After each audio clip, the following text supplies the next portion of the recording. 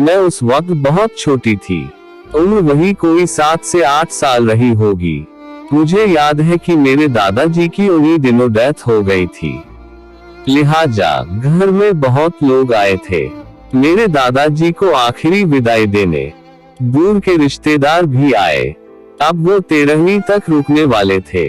उन रिश्तेदारों में कई जाने पहचाने तो कई अजनबी भी थे, पर क्या अजनबी क्या पहचान वाले। इन सब बातों से मैं पूरी तरह थी अनजान।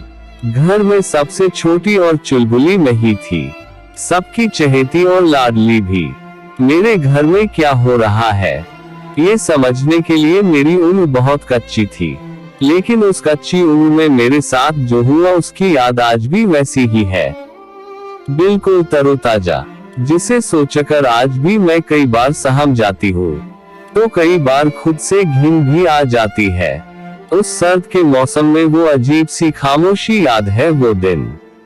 मौसम काफी ठंड था, सारे लोग दादाजी के क्रियाक्रम में व्यस्त थे। मैं बाकी बच्चों के साथ घर में छुपन छुपाई खेल रही थी। हम बच्चों में एक बड़ा बच्चा भी था जो हमारे साथ खेल रहा था, वो भी हम छोटे बच्चों की तरह ही।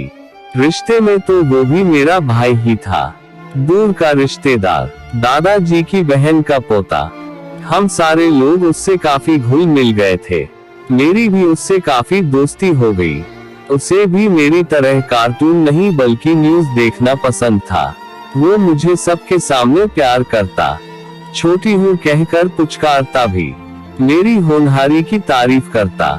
कभी गोद में खिलाता तो कभी गोद में उठाकर बाहर भी ले जाता, कभी चॉकलेट खिलाने तो कभी यूं ही घुमाने। पर उस दिन बहुत कुछ अजीब हुआ, इतना अजीब कि मैं आज भी उसे घटना को याद कर उसे महसूस कर सकती हूँ। और फिर सारी तस्वीरें मेरी आंखों के सामने ऐसे आ जाती हैं जैसे कोई डरावनी फिल्म। एक दिन अचानक कमरे में मैं उसके बगल में छुप गई। मैंने उनसे कहा भी, भैया किसी को बताना मत, मैं आपके पास छुपी हूँ। ठीक है, नहीं बताऊंगा, उसने यही कहा था। खेल का बहाना देकर उसने मुझसे कहा, मेरे पास आ जाओ, मेरे इस कंबल में जहाँ मैं तुम्हें छुपा लेता हूँ और कोई भी तुम्हें नहीं ढूंढ पाएगा। फिर ठंड भी थी और मैं छुप गई, क्योंकि वो खेल मुझे जीतना था और मैंने उसकी बात मान ली। उसने मुझे प्यार से पुचकारना शुरू किया। मुझे अच्छा लगा रहा था, पर धीरे धीरे मुझे अजीब सा लगने लगा। वो प्यार से पुचकारना अब अच्छा नहीं लग रहा था। वो मेरे सीने को छू रहा था। उस वक्त तो मेरा सीने पर कुछ था भी नहीं, बिल्कुल मैं आम बच्चों की तरह थी। उसने मेरे निप्पल पर जोर से चूटी काटी। मैं चीख उठी, चिल्लाई, पर शोर ज्यादा दूर नहीं जा सकी, क्योंकि उससे पहले ही उसने मेरा मुंह बंद कर दिया। जब उसे मेरे सीने पर कुछ नहीं मिला तो उसने कुछ और तलाशना शुरू किया। वो मेरे प्राइवेट पार्ट को छू रहा था। उस समय तो नहीं समझ पाए आखिर वो क्या चाहता था, लेकिन बचपन की उसकी तलाश को अब मैं समझ पाए, और अब मैं उसकी तलाश को भली भांति समझती भी हूँ।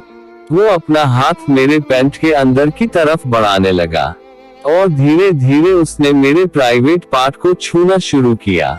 मुझे कुछ समझ नहीं आ रहा था, जिसे मैं खुद नहीं छूती थी उसे वो क्यों टच कर रहे हैं। आखिर मेरे साथ ये हो क्या रहा है। वो मेरे प्राइवेट पार्ट में उंगली क्यों डाल रहा है।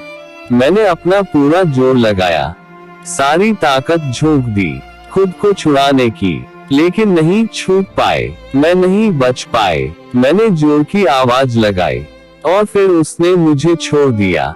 उसने मुझे छोड़ तो दिया, पर मेरी आवाज को हमेशा के लिए खामोश कर दिया। 13 दिनों तक वो मुझे किसी न किसी बहाने ऐसे ही छूता रहता और मैं कुछ नहीं कर पाती।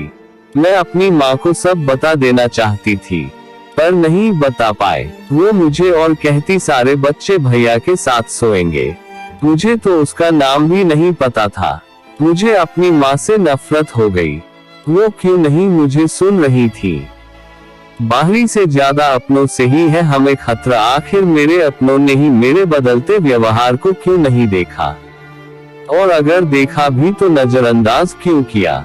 माँ ने मुझे बाकी मम्मियों की तरह गंदे तरीके से छूने के बारे में क्यों नहीं बताया था, जिसे आजकल गुड टच और बैड टच कहते हैं। माँ मुझमें और मेरे भाइयों में कोई फर्क नहीं करती थी, पर क्या वो भूल गई थी मैं एक लड़की हूँ और कई वहशी दरिंदे आसपास ही है, सिर्फ बाहर ही नहीं अपने घर में भी।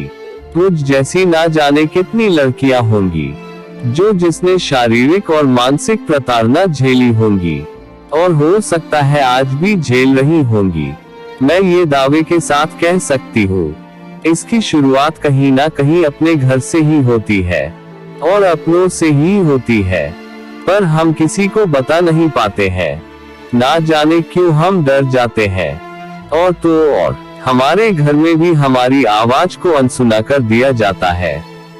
ऐसा करने से कई बार हम खुद को ही कसूरवार मान लेते हैं, लेकिन ऐसा कब तक चलेगा, और हमें अपनों के खिलाफ आवाज उठाने में हमारे अपने ही क्यों रोक लेते हैं, जिसकी वजह से उस गम को हम सारी उम्र साथ लेकर चलने को मजबूर हो जाते हैं।